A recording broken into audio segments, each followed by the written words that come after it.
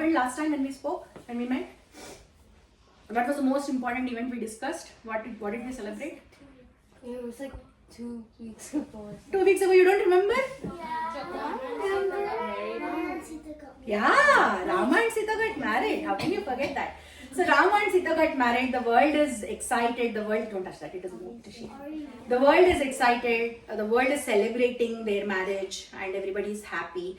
Now, yes. Oh yeah, is it because Rama, he picked up like the unpickable thing and he even destroyed it, and Sita's dad was like so impressed and he's like, "Yo, We discussed all that, right? Yeah. Yeah. So that was a test. That was a test to Rama, and Rama passed the test, and he got to marry Sita, and now everybody is happy. The next event is all these people who came to Mithila from Ayodhya, need to go back to Ayodhya. So that is Dasaratha's family, Dasaratha's sons, Dasaratha's daughter-in-laws, Dasaratha's wives, all his court people. Everybody has to go back. Now they take leave of Janaka Maharaja. And there's exchange of blessings, and people are sad, or mother of Sita Devi is so sad that Sita Devi and Urmila and other two sisters are also leaving. So they are crying, they're expressing their grief and all that, because from tomorrow the place will be empty. But why do they... Wait. I understand they have to like settle somewhere, but... Can you frame your question, please? Oh, never mind. Okay. You can ask me, think about it and ask me. Yes. Are Sita and Urmila still gonna be the princesses of Mithila, but they're just not gonna like... They will always have their place in their family. Like, they are always daughters and kids of Janaka Maharaja and Sunaina, but they won't be staying there, right? They will be going to Ayodhya, and they will be ruling Ayodhya or whatever. They will be doing their duties towards Ayodhya.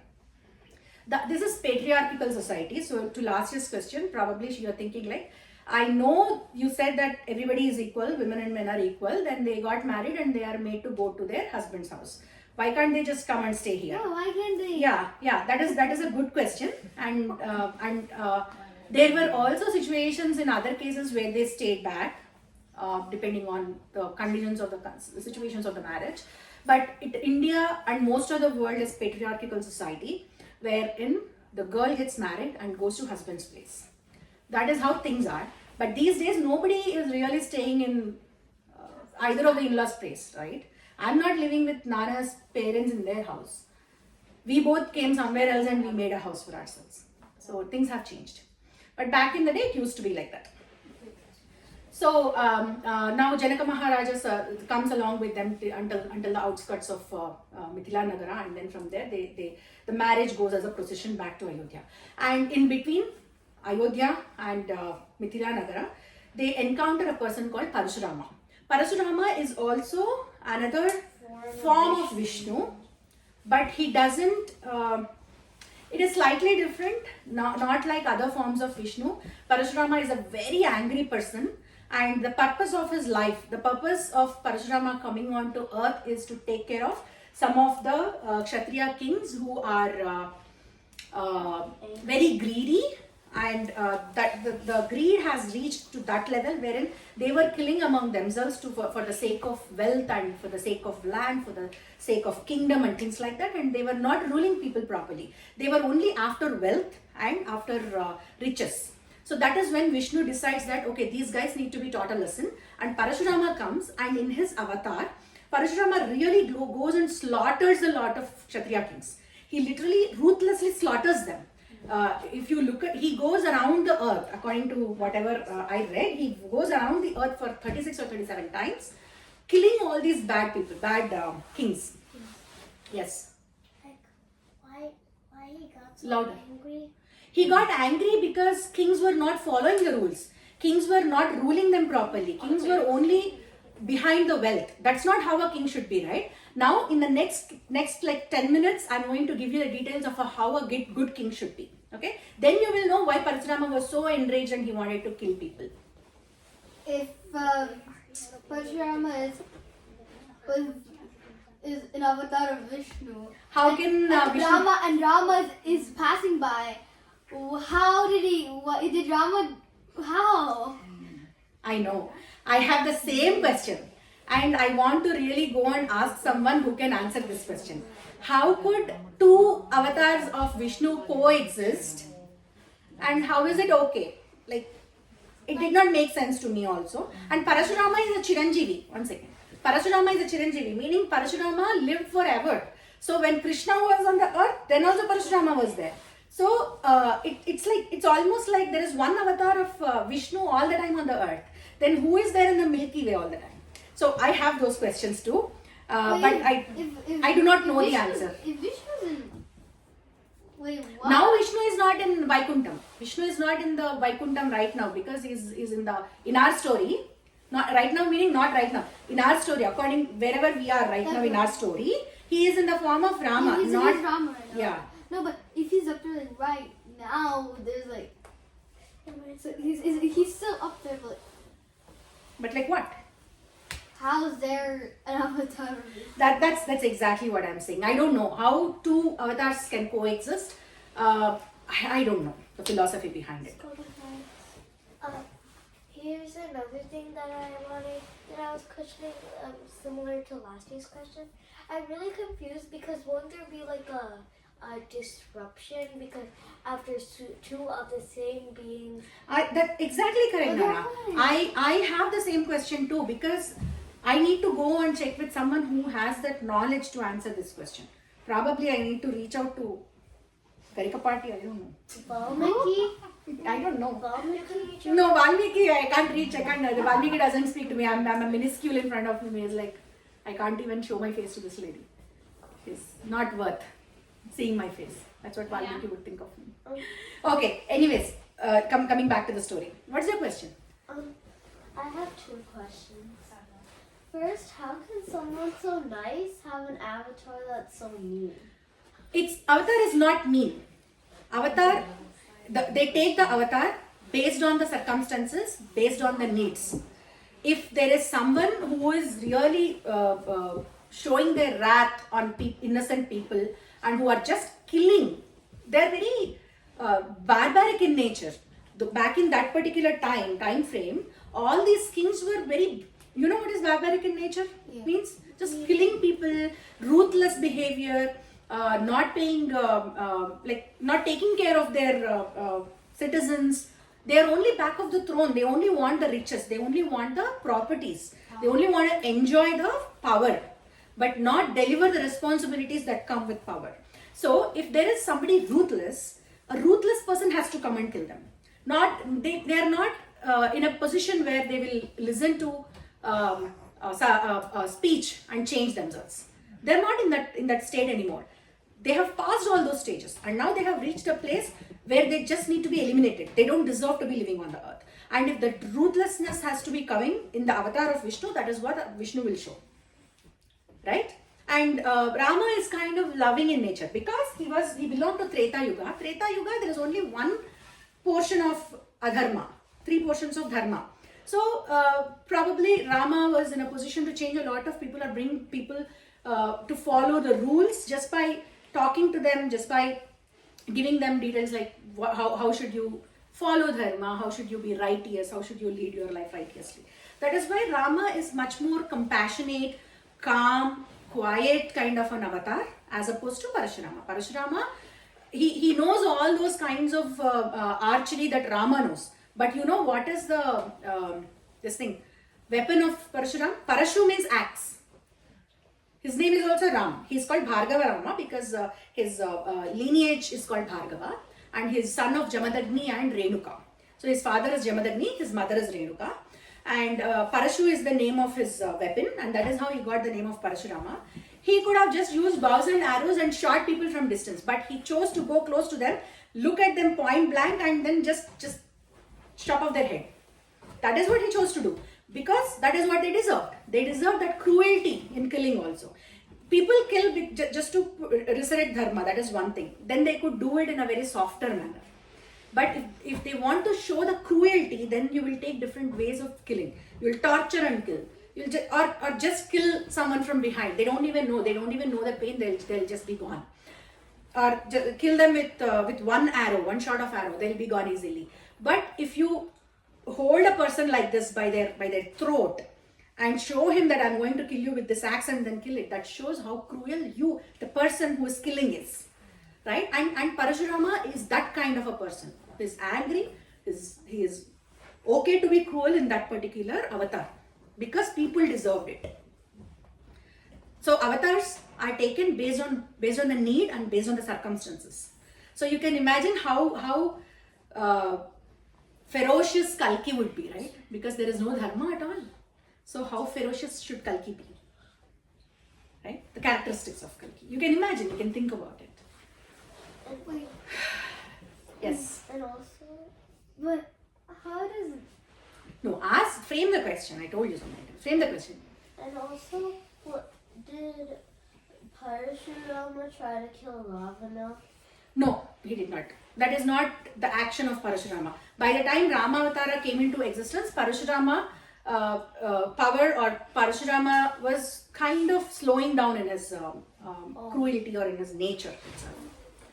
Now, okay, coming back. The reason why we are talking about Parasurama is the entire marriage procession is going back to Ayodhya and they encounter with Parasurama comes in search of Rama.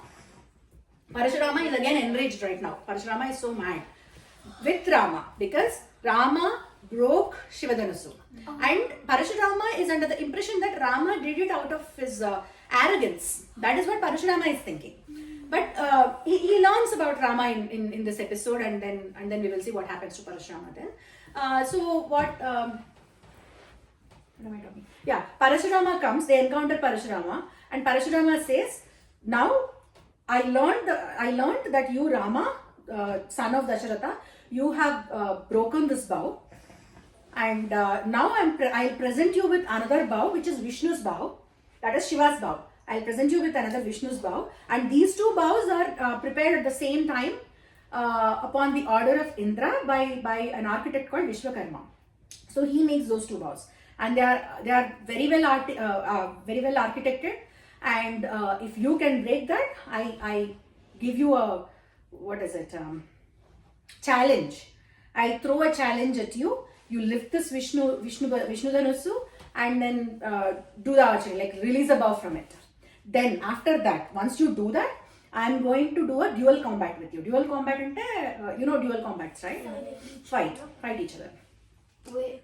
So did he say that just so like there would be like glory or like who's better? But why did he have to? No, he did that because he's so mad that somebody just like that broke Shivadhanusu. Shivadhanusu is so divine. You are a 16-year-old, a mere 16-year-old. You just went and instead of the ask from Janaka was not to break the bow anyways. You had to just string it and then use and then release a bow. That was enough for you to show that you're powerful, your valor is strong, and then to get married to Sita. But what did you do? What did Rama do? He broke the bow.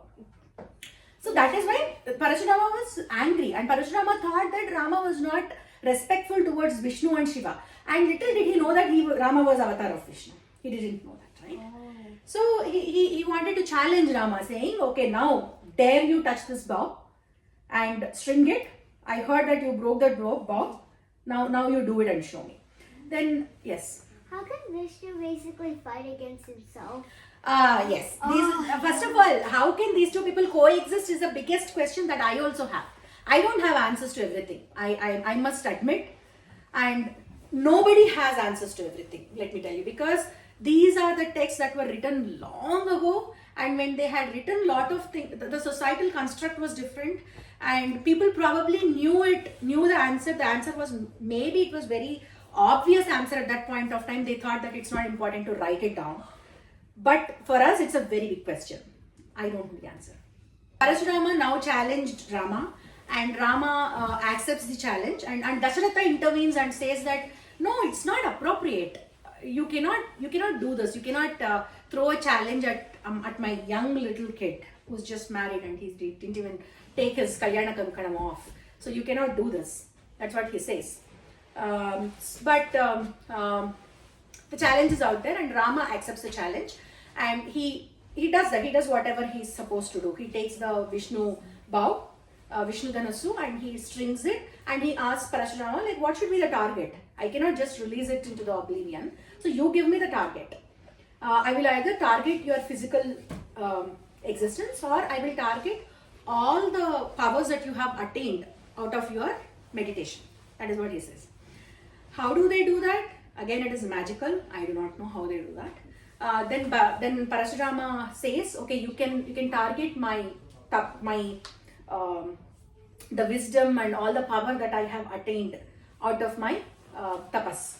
Then he releases, and all his powers that Parasurama has attained from his tapas is gone. And Parasurama then understands that this person who has released the arrow is none other than Vishnu. And then he accepts, and he says that whatever reason I came to this earth is fulfilled now because you have come as a replacement to me. I can go to Mount. There is a Parvata called Mahendra Parvata. I can go to the Mahendra Parvata and I can spend my rest of my life there. Now you take over. You are here to replace me. That is the kind of conversation they have. Okay, so I understand that like Rama asked, should you or like the wisdom you've contained from the meditation, but how do you do that? Because even that's what I'm saying. That is magical. If you just get the power, you're basically hitting his physical. It's not physical. So all the power that you have attained is not physical. I know, but then like if you. So hit it means the that power, okay, I'll tell you what it probably you're means. basically hitting him. How did he know that? No, he's not hitting him. He's not hitting his physical legs or hands or head or anything. He is hitting on the powers that he has attained. Like for example, if Rama has to release a Vajrayuda, the bow which is equivalent to thunderbolt, right? That is what we had discussed, right? If he has to release that astram, he needs to know the mantra that he needs to recite so that Vajrayudam can be released by him. So now Rama is destroying all that knowledge that Parasurama had attained by studying. So what is it? It is working on his psychic, on his mind, on Parasurama's mind, and it is erasing all the knowledge. That's what it is doing. I mean, I would think of it that way. From whatever I read, this is how I understood. I might be wrong as well. Yes. You know how you said Parasurama is like angry? Does that mean he's like Vishnu's anger? Vishnu is angry, not Vishnu's anger or nothing like that. Angry form of Vishnu. Okay. And also, does Vishnu control his avatars? Vishnu time and again is asked by other devatas to take form of something and take care of the bad that is going on the earth. So when somebody comes and asks him, then they all sit and discuss about it. Devatas sit and discuss about it. And all these things are probably pre-planned or pre-discussed and kept ready, and they will execute them as and when the time comes. Something like that. So that is about Parasurama Avtara. Now Parasurama goes back to Mahendra Parvata, and Rama and along with all his people, they go to Ayodhya. Then following that, they spend very good time in Ayodhya for the next few months or years. And during that time, and just after they go back, right after marriage, so a lot of customary things happen, right? Like there is even when in these days when the marriage happens, the groom and bride come back, and there is puja going on at home. There is the way they welcome the daughter-in-law of the family. So all those customary things happen, and they're very similar in nature to what happens today. So one of the things that they mentioned is about all the women in the family sitting and playing. Asking the newly married women to tell the name of the husband. Back in the day, they never used to take the name of the husbands. So they make her tell the name of the husband. So things like that happen. It's okay.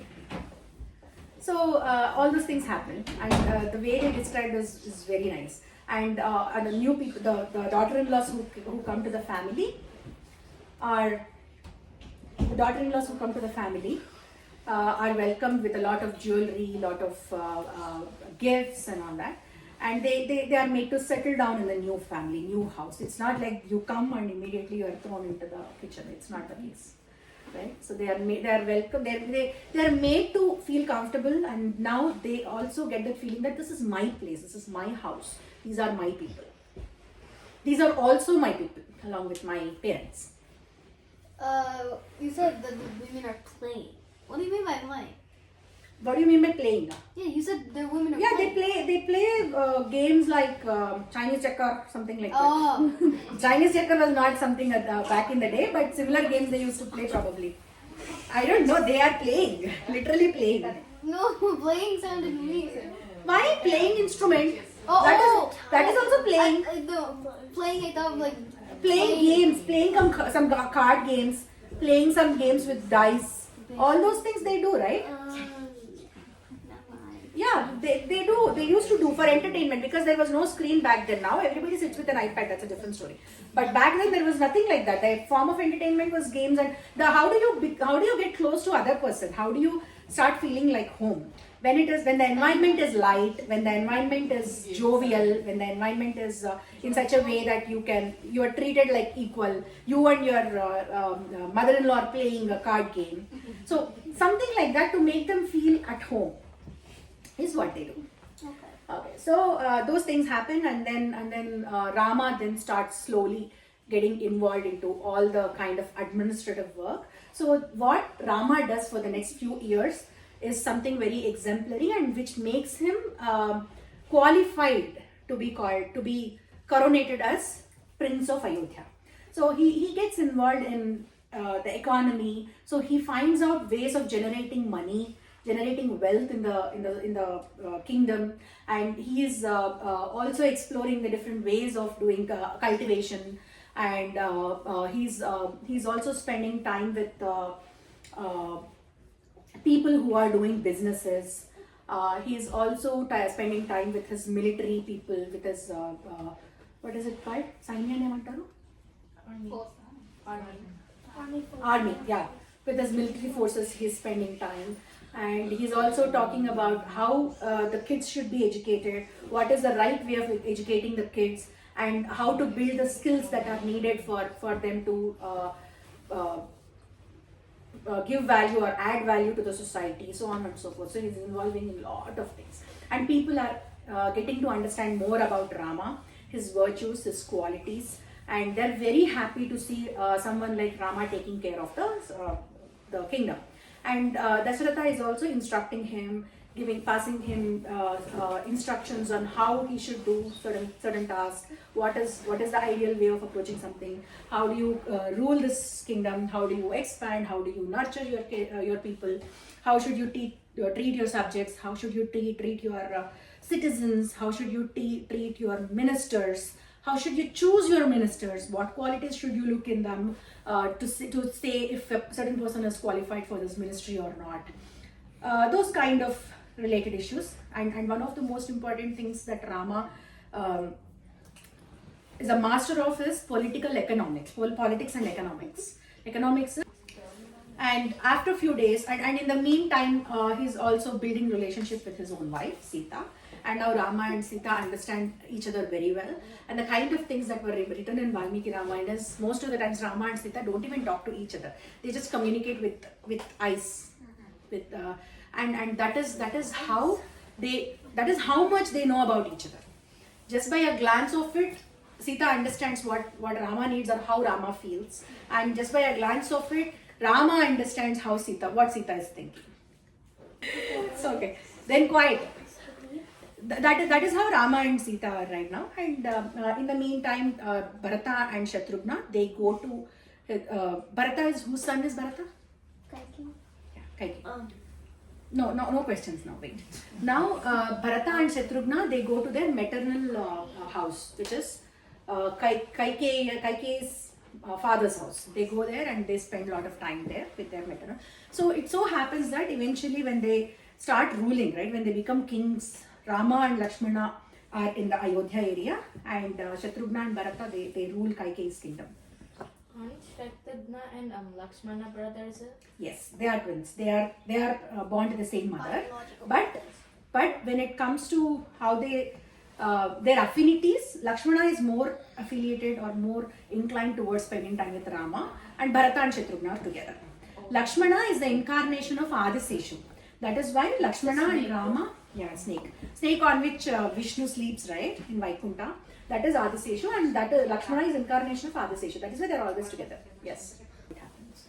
So, and most of the time, Bharata happens to spend time with their maternal uncle, Dan, Dasaratha, and Dan in Ayodhya. That is how their affinities are. So that happens, and for the next few years, things are in this nature. Rama is doing a lot of hard work, learning a lot of things, how to administer. All these things happen, and one fine day, and Dasaratha has been observing all this. Lakshmana is also along with Rama in every affair. They are together all the time. And then now Dasaratha thinks that, okay, it is now time for me to make Rama the crown prince. Now he wants to make Rama the crown prince. And in order to come to that conclusion, he thinks and he weighs all the strengths of Rama. And he also tries to think what are the things that make Rama not so eligible for this kind of role.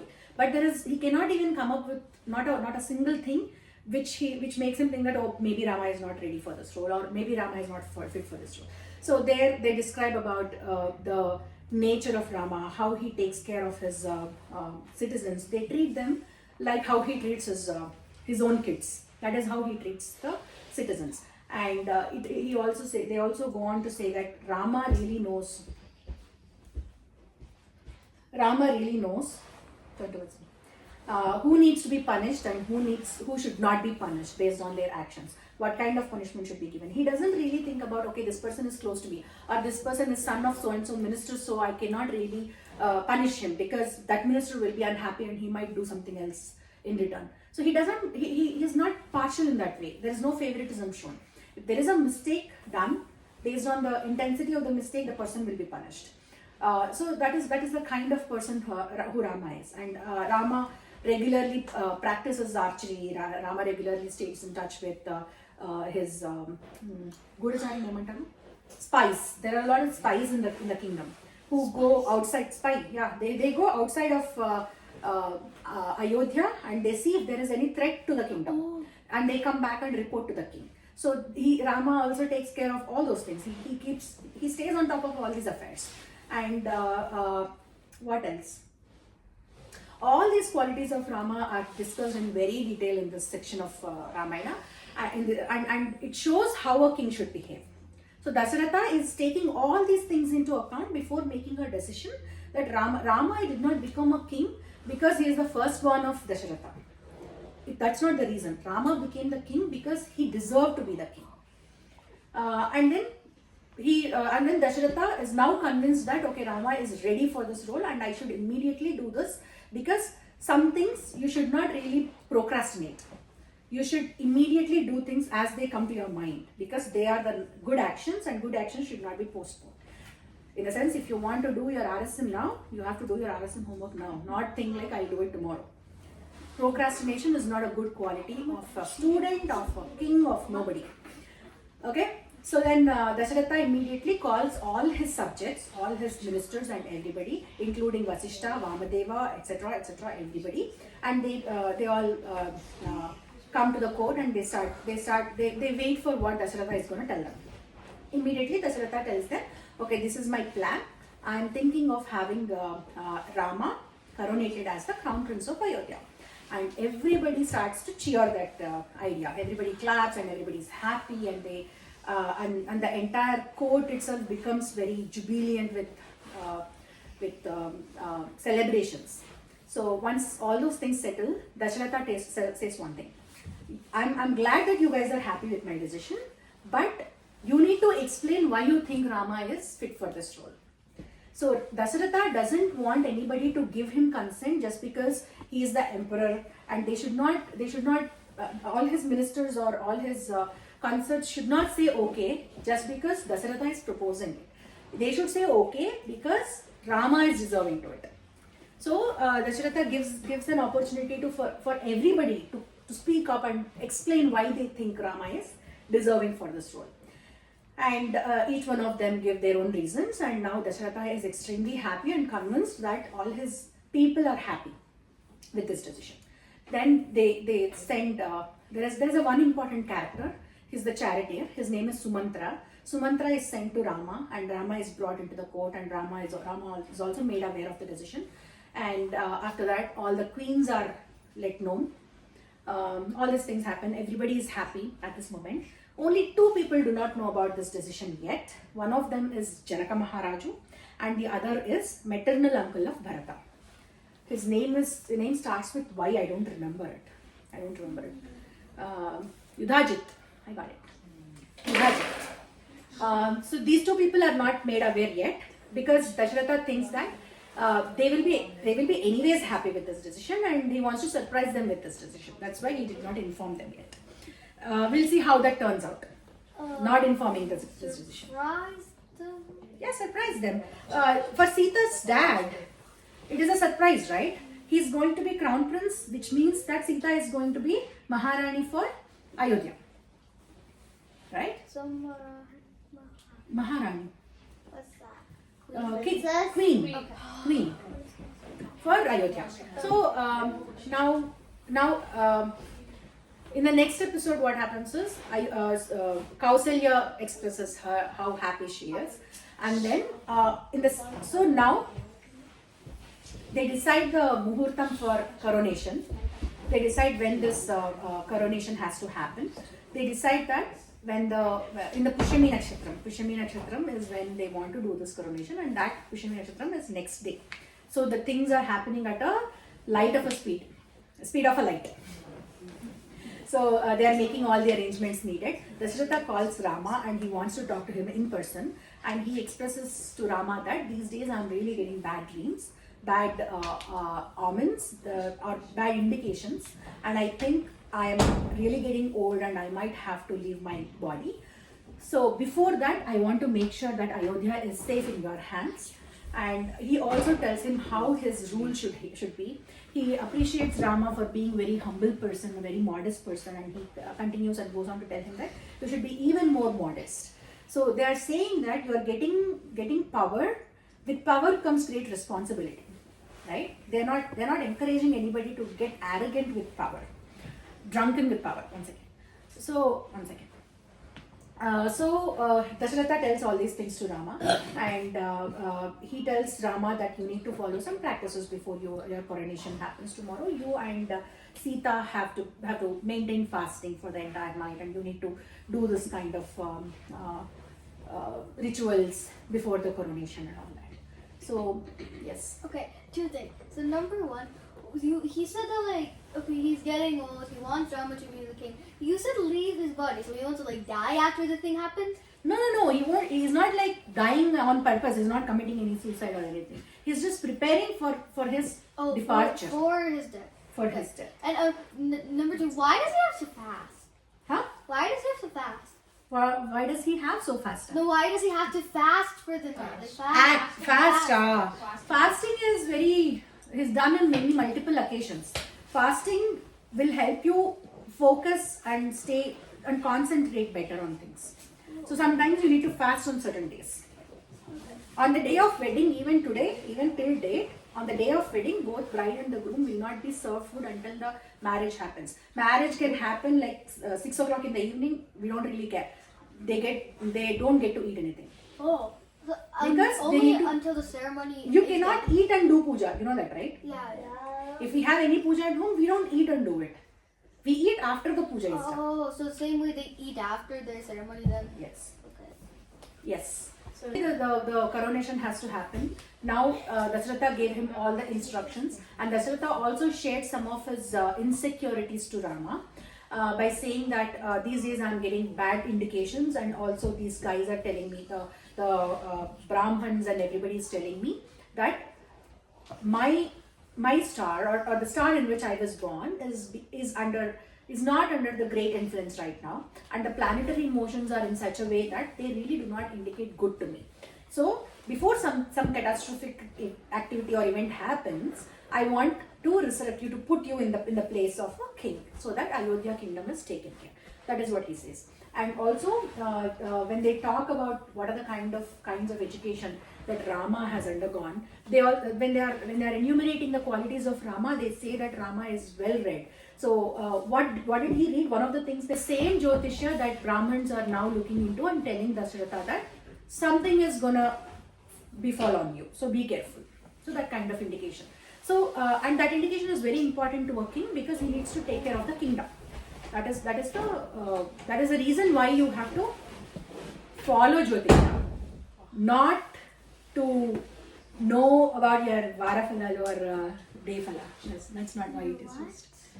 Why is this story only about Rama, and how This come is it's- Ramayana. Yeah, but what about Lakshmana and his other siblings? See, there is one lead character in the story. Like, why is the story only about the hero in the film, right? Because he is the one with that kind of qualities where everything revolves around this person. He is powerful, he is great, he is good, he is charismatic, he is heroic. So the story naturally revolves around this person. Yes. In the Ramayana that I read, Loudly. in the Ramayana that I read, it shows that Sita and Rama have to sleep on the grass. Yes. Kusha grass is the name of the grass. You are right. They are made to fast and they are asked to sleep on a particular grass called Kusha grass. Why do they sleep on grass? Because maybe that allows them to stay cool. Because if you sleep on bed, it is always warm. Maybe the day before they need to cool their bodies and their blood circulation has to be a certain way. Maybe that is it. Yes, that means a lot because see, Rama is going to be the king, Maharaja for Ayodhya. It's a very important role. If they have to coronate a prince, they need to really follow some rituals. Otherwise, it's not going to. There are so many rules that you need to follow, right? Even now, the day before Deepavali, you follow so many rituals. Now we are not doing, but we are supposed to be doing. So there are rules for everything. There are rituals for everything. Similarly to this. Coronated, we will see what happens in the next week. Whether he gets coronated or not, we will see. Okay?